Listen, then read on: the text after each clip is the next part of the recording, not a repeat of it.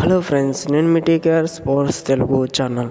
ఈరోజు ఈ వీడియో చాలా ఇంట్రెస్ట్గా ఉండబోతుంది. అక్కడ కూడా స్కిప్ చేయకుండా ఎండ్ వరకు చూడండి. మన ఛానల్ ఫస్ట్ టైం చూస్తున్నట్లయితే సబ్స్క్రైబ్ చేసుకోండి. ఇంకా వీడియో విషయంలోకి వెళ్తే, జైపూర్ పింక్ ప్యాంథర్స్ వాళ్ళ కోచ్ అయిన సంజీవ్ బలియూను సీజన్ 12కు వదిలేయడం అనేది జరుగుతుంది.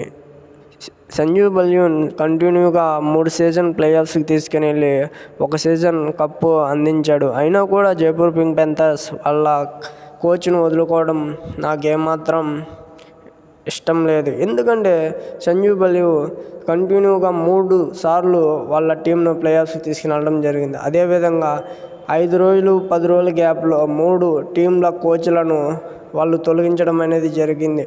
ఫస్ట్ వచ్చేసి పాట్నా పైలట్స్, తర్వాత వచ్చి మన జైపూర్ పింక్ ప్యాంథర్స్ కోచ్ను తీయడం ఒక్కసారి చూడండి. ఫస్ట్ రామ్నాథ్ సింగ్ రిలీజ్ చేశారు, తర్వాత నరేంద్ర రెడ్డిను, తర్వాత సంజీవ్ బలియూను రిలీజ్ చేశారు.